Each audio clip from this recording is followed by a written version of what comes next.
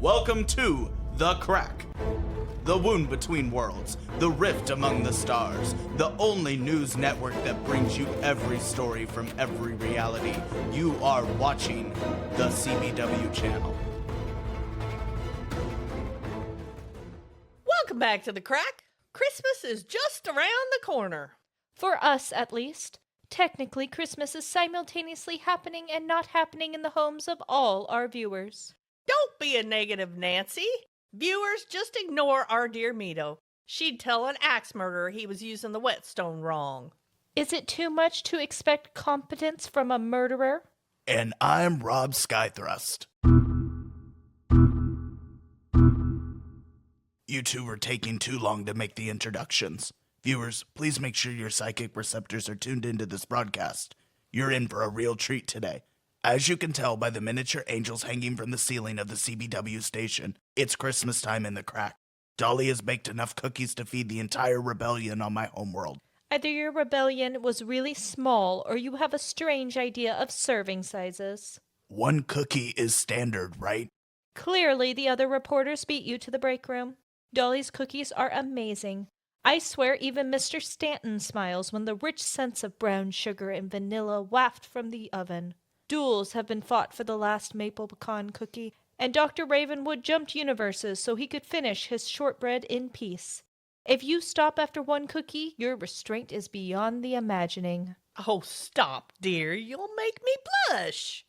I guess I'll have to be quick the next time Dolly pulls a batch out of the oven. In honor of Christmas, the CBW channel has decided to visit a momentous occasion. Ow! For those viewers cursed to a bleak existence without psychic receptors, y'all should know that Rob just smacked himself on one of those angels dangling from the ceiling. I think I took a trumpet to the eye. That's what I get for making grand gestures. We'll do our best to describe the visuals, but you don't want to miss out on the most prestigious spectacle in the second Glundark Empire. Without further ado, I raise my hand to the dangling golden angels.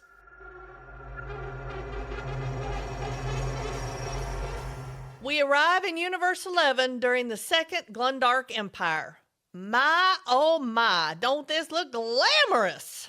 We stand outside a large, elegant structure built from blocks of gleaming white marble. Thousands of white columns make it look like the Parthenon, if the Parthenon were 6 stories high and decked out in twinkling string lights. It looks familiar. I might have seen it in a documentary once, but I can't remember the context. Mito makes me watch a lot of documentaries. That girl does love a good documentary. Who needs a documentary when you stand before the most influential building of the 34th century? Imagine how many millions of sapient species have trod this grand staircase and passed through these hallowed halls. I squint my eyes and peer into the structure.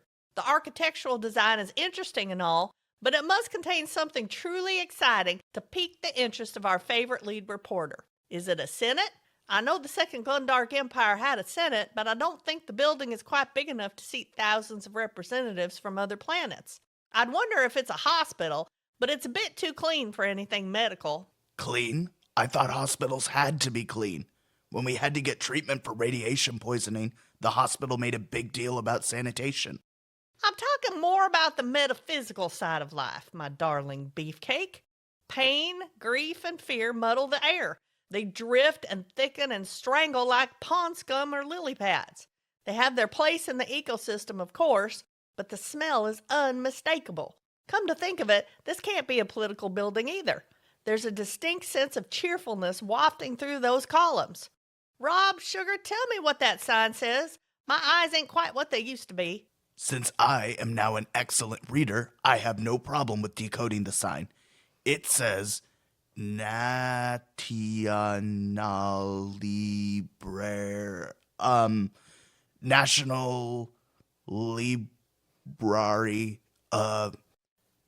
Mito, this is a library. And it's spectacular. Well, bless your pea-picking heart. I should have known you'd bring us to a library. This is no mere library. If you'd read my briefing, you'd know all about it. This is the National Library of the planet Neo-Noctoria. Ooh, I know about Neo-Noctoria. It was the capital of the Eastern faction during the First Great Glundark Schism. I don't remember a library being very important to the war effort. Not everything is about war, Rob. I'm sure this library is very impressive, dear. Given all the Christmas lights and the children skipping around, I'm assuming we're attending some kind of holiday event? That's not really the kind of thing the CBW channel covers, but I reckon Mr. Stanton is trying to give us an easy assignment after all the recent trouble. He is. Mr. Stanton loves the ratings our show has brought in, so he'd prefer we survive a little longer. It's just, Oh, stars, there's nothing scarier than when Mito breaks into that tone.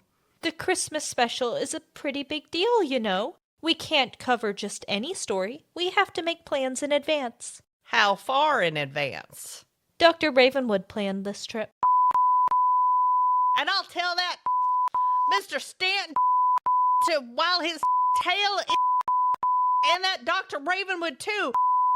Mother would rather danger than run from it. Please excuse my French. I don't think your suggestions are anatomically possible.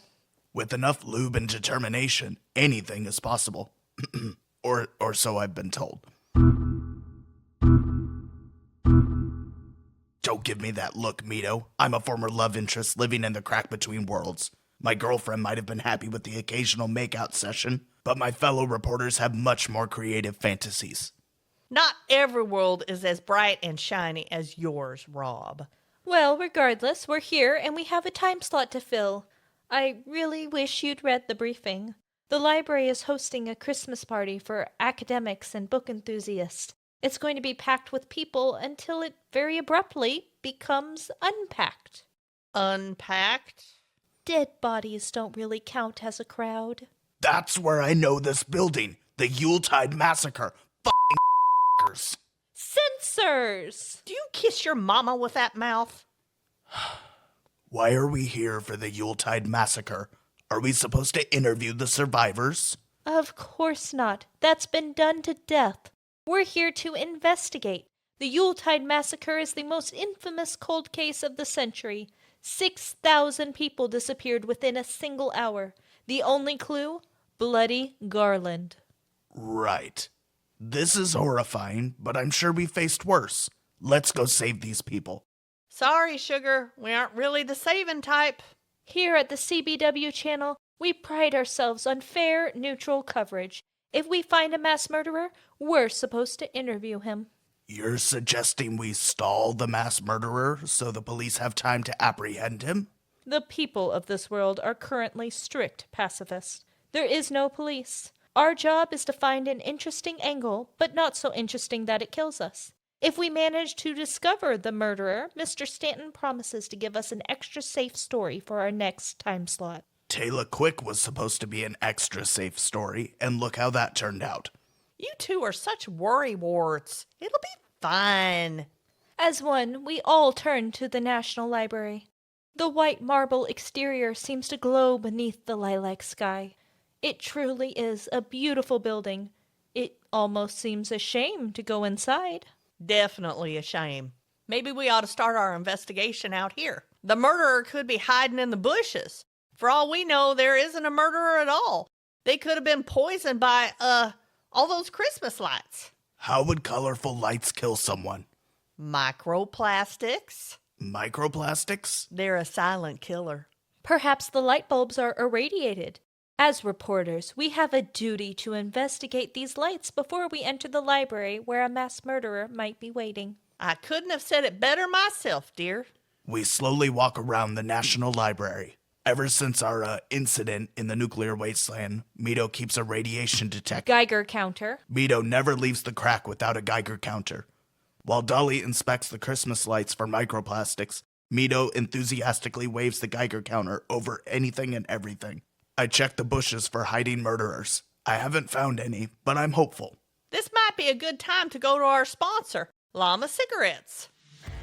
Are you a main character facing certain doom, or worse, an awkward conversation with your crush? Are you a chosen one preparing to sacrifice yourself for the world? Then you need Llama Cigarettes. Llama Cigarettes are guaranteed to give you 5 to 10 minutes to collect your thoughts and make peace with your regrets. In only 3 easy steps, you can stall your demise. First, simply inform your arch-nemesis, executioner, or love interest that you will be going on a smoke break. Social convention compels all opposition to agree. Next, light one of our stylish cigarettes. You can find them in the cancer aisle of any pharmacy near you. Finally, smoke your cigarette as you contemplate your decisions and lack of future. To improve the ambiance, consider leaning on a balcony railing and staring into the distance until your fingers burn. Smoking times may vary, not suitable for people expecting to survive the final showdown. Ask your life coach if smoking is right for you. Remember, procrastinators smoke llama cigarettes. We circled the building and examined every one of the Christmas decorations we could find. I can't think of another reason to linger outside. Not that any of us were procrastinating. No sirree, Bob, we would never. As we stare into the foreboding depths of the library, a small child skips past us. The bells braided around her antennas jingle with every step. Is she one of the poor souls doomed to perish in this wretched library? Rob has really been coming into his own lately. That was practically poetic. I know, I'm an example to us all. Well, dear, be an example and lead us all into the library. As lead reporter, I am afraid of nothing. I have faced death so many times I can greet it like an old friend. How do you greet death like an old friend? Don't be silly, Rob. It's just something people say. Do you call death by a nickname? Like, hey, death dog, what's up? I think I'd call death Buttercup. It just feels right. No one is calling death anything. We are going to march into the library, find our culprit, and then dematerialize before anyone needs to use a stupid nickname. Together we walk up the steep steps and enter the library. As we pass over the threshold, enthusiastic carolers serenade us with holiday cheer. Heavens to Betsy! Smell that popcorn! Look, they're drizzling caramel over it. What do you think the chances are it's poisoned? I'd love to try a piece. Just one. I don't want to catch the sugars. Everywhere I look, people are smiling and chatting. Children run through the halls, books held over their small heads like trophies. Rows and rows of books stretch out as far as the eye can see, but the celebration has made its home between the stacks. Thick garland made from the famous Glundark purple pines peeks over the top of the shelves. Hot chocolate bubbles by the gingerbread houses. I wonder if one of these exquisite creations won the contest before there was no one left to care.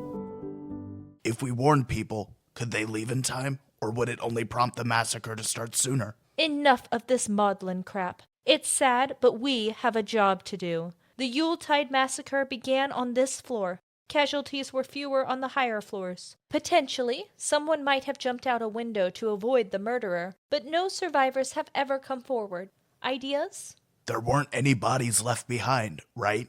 There were a few blood splatters and not much else. There's no species native to this quadrant of space that can devour a full-grown Neo-Noctorian so quickly. The previous investigators suggested a ray gun, but ray guns are massive in this century. Someone would have noticed. Besides, ray guns have to cool off after a handful of shots. The murderer would have had to bring a shipping container full of ray guns to make this kind of impact. Dolly, do you think this falls under your specialty? What specialty is that, Sugar? Magic? I'm sure I don't know what you're talking about. What if it's some kind of bioweapon? Maybe... Excuse me, you're standing in the children's section. If you want to discuss death, the murder mysteries are on the 3rd floor. I glare at the man like he's a bug on my shoe. His antenna droop, and he stomps off in a huff. As soon as he's out of sight, we 3 reporters sheepishly shuffle over to the glykite. In seconds, the glykite deposits us on the 3rd floor. I never thought I'd miss elevators. The glykite makes my bones buzz. The 3rd floor is every bit as gussied up as the rest of the library. Thick violet garlands drape themselves across bookshelves and doorways. Nestled within their dense needles, tiny lights twinkle. It's decorated for a more mature audience. What it lacks in colorful ornaments and peppermint candies, it makes up in sheer elegance. Even the smell is more dignified. The scents of pine and old books twist together to form a perfume less nauseating than the sugar factory downstairs. Nauseating? There's nothing better than the smell of hot cocoa and caramel. I'm with Dolly on this one. Pine trees smell better, even purple pines. Are we solving a mystery or debating room odor? All right, all right. We'll quit lollygagging. You whip out your little radiation detector. Rob and I will start looking for murderers in the bookshelves. Although Dolly is not the lead reporter, I decide to follow her suggestion. It's Christmas, after all. Unfortunately, nothing in this library appears to be radioactive. It's just garland, garland, and more garland. Fortunately, the inhabitants of Neo-Noctoria have the good sense to stick with garland made from the boughs of actual trees. Natural furnishings are classy. I don't know about classy, but they're better than the silver plastic tree Mr. Stanton put in the break room. That thing gives me a headache just looking at it. If he wanted something shiny enough to burn out the retinas, he could have just installed a disco ball. Disco ball? That sounds contagious. Never mind that, Rob. Do these garlands seem a bit strange to you? As I ruffle through them in search of tiny murderers, I feel like the pine needles are sticking to my fingers a bit too long. I noticed that. It almost feels like, don't mock me, all right? I know this is a weird comparison, but it's all I've got. Do you know Bruce? The catfish in accounting? He's just the sweetest. Good with numbers, too.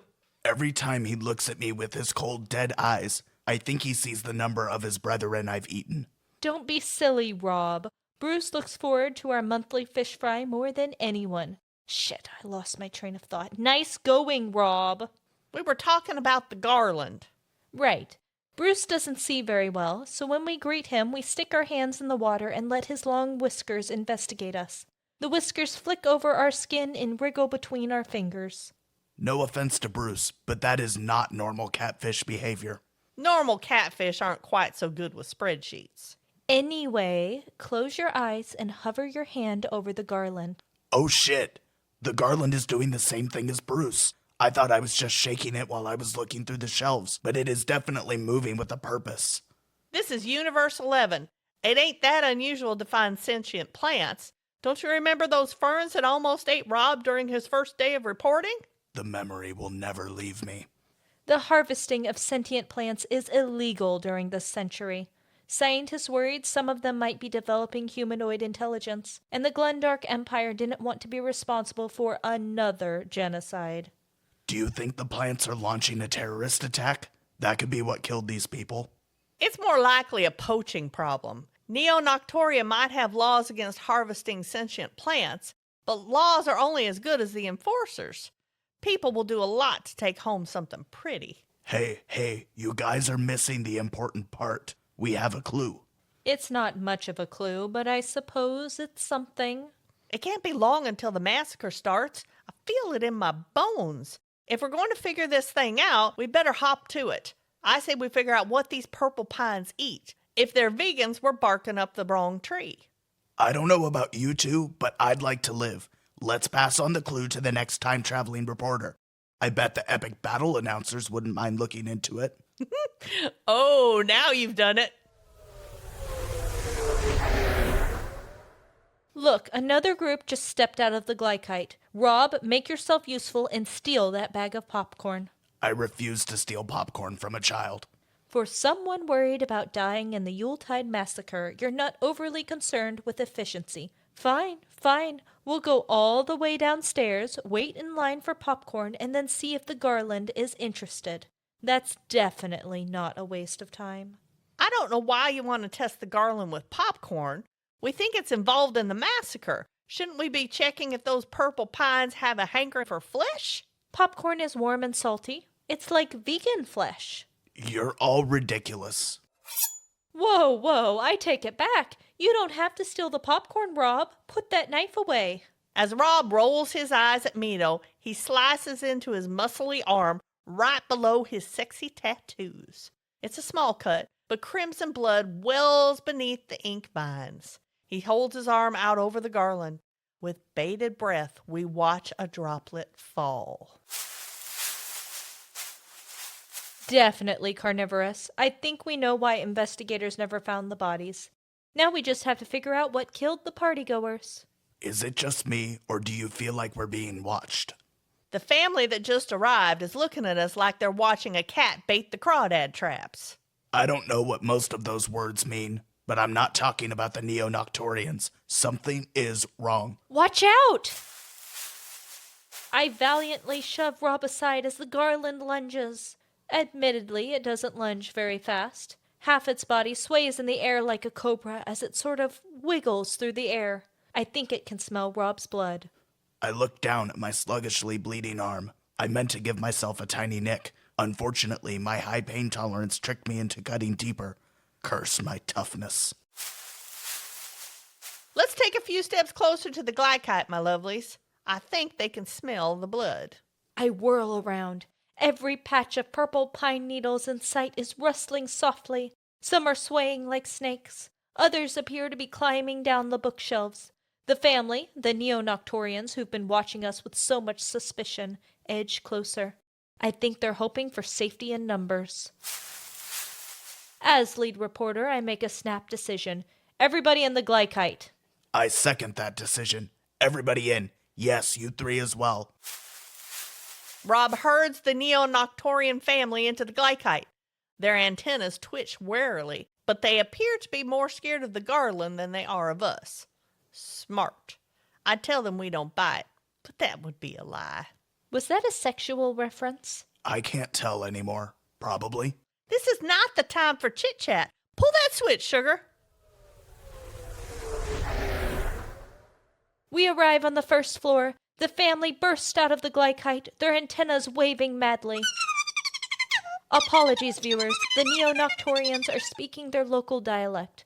Unlike the standard Glundark dialect, our universal translators have difficulty processing it. If I'm not mistaken, the family is explaining the carnivorous garland situation. In seconds, a librarian appears at the glycite. His fingers fly as he shuts down all access to the floor. The librarian straightens and speaks loudly. I think he's making an announcement. The crowd's antennas are certainly bobbing something fierce. Even the children have stopped playing. Do you think we stop the massacre? If they evacuate the library, no one will be here to die. I stare at the squeaking librarian as I mull over Rob's question. Each decision breaks off a new reality, and the results are endless. Maybe he's right, but I'd like to think I'm a little wiser than yesterday. Something is building. I can practically feel the tempo rising. We aren't out of the woods just yet. No, thank you. I'm done. We've solved the mystery, and now we're going home. Come closer, Rob. Wait, I want to be sure the library evacuates. Where is that music coming from? Oh, shit. I think we might have a problem. Where? It's me. Hi. I'm the problem. It's me. Taylor Quick? Before us stands a tall, blonde woman in thigh-high boots, a black sparkly bodysuit, and a cape that pulls the entire ensemble together. It is definitely Taylor Quick, but I don't think she's pretending to be a pop star anymore. The Neo-Noctorians seem confused, but they haven't survived this long in the Glundark Empire by accident. With their keen sense of survival, they decide to flee the library. As they run for their squeaky little lives, Taylor throws a glass bottle onto the ground. The glass shatters, releasing a noxious pink cloud. I pull my jumpsuit over my nose and back away, but stop as I realize the gas isn't encroaching on us three reporters. A bubble of clear air surrounds Dolly, who only tuts disapprovingly when Taylor Quick glares. Rob and I exchange glances, then edge closer to Dolly. The Neo-Noctorians drop to the ground. It looks like they fainted, but I don't trust that pink gas. Is Taylor Quick the true villain of the Yuletide Massacre? Dolly inspects the fallen librarian. They're all in an enchanted sleep. I guess we know how the purple garland got them. Look at those little scavengers. They're already creeping up to those sleeping folks. You see that one woman who busted her antenna as she fell? I reckon they're attracted to the blood pooling around her head. I don't understand. Did Taylor Quick follow us across universes? Why the tone of surprise, Rob? We have bad blood. You three ruined my life. I was the most famous singer in Universe 56. Everyone loved me until you decided to smear mud on my name. There is nothing I do better than revenge. We ruined your life? You're the idiot who tried to show off your secret snow globe prison on a live broadcast. If you just kept us out of that room, no one would have been the wiser. But no, you wanted to show off. How did that end? Oh, right, our viewers called the cops. You barely escaped with your snow globe collection and had to hide out in wild space. All your beautiful mansions, gone. The money, gone. Your songs, even the Quicklies don't sing them anymore. And now, instead of gathering your tattered dignity and carving out a life somewhere without extradition laws, you've decided to come back for round 2. You do look great, though. That cape with the high-lace collar, phenomenal. You might have set a new villainous trend. Don't be absurd, Sugar. You're a smart girl, but sometimes I think you don't have the sense God gave a goose. No real villain wears a cape. At most, they wear a cloak with the hood pulled up to obscure their face. I didn't dress up for you, or Neo-Noctoria, or your brain-dead viewers. Once, I might have cared about my image, but lately, I've been dressing for revenge. I don't know, Dolly. She managed to change her theme without changing her entire look. That's pretty impressive. I mean, yeah, exchanging sparkles for black sparkles is creatively lazy, but you can look at Taylor and see a pop star. Anyone with eyes could tell you that this is Taylor Quick, but she's evil now. That's great branding. It really is. People said I only became so famous because I had a team managing my image, but I think this proves I'm a real marketing genius. Darling, I'm a nightmare dressed like a daydream. You really are. It doesn't help that you strike a beautiful evil pose. Are you trying the smolder on me? You can't flirt your way out of this one, Rob. I'm going to kill your friends, but don't worry. I have a special snow globe picked out just for you. Is that an official comment on your villainous plans? It's more of a line in my lyrics. Now that my career is over, I think it's time for an adjustment to my image. I have the power to crush worlds at my fingertips. Why wouldn't I turn the multiverse into my playground? We know you are embracing your potential as an evil magic user, but can you comment on any specific plans? So our viewers can have forewarning? Taylor is powerful, dramatic, and twisted. I want to know if she's a young villainette de evil. I could be the one that you dream of in your darkest nightmares. I think not. The multiverse was not terrorized by some hussy in a black sparkly bodysuit. I don't want to interrupt this standoff, but are any of you watching our surroundings? The purple garland is nibbling on these people. Fed up with our non-action, Rob charges at the slowly creeping garland, eager to save the day. The moment he leaves Dolly's bubble of clean air, Rob collapses onto the library floor. The purple garlands converge. Their sharp pine needles dig into Rob's unconscious body, piercing the skin-tight leather. Blood soaks into the thin carpet. Are you even paying attention? Not like Dr. Ravenwood. Rob! As Mito rushes to save Rob, I eye the library with disappointment. It was such a nice Christmas party. Shame about all the blood. Taylor Quick opens her mouth to say something scathing. Mysteriously, her mouth disappears.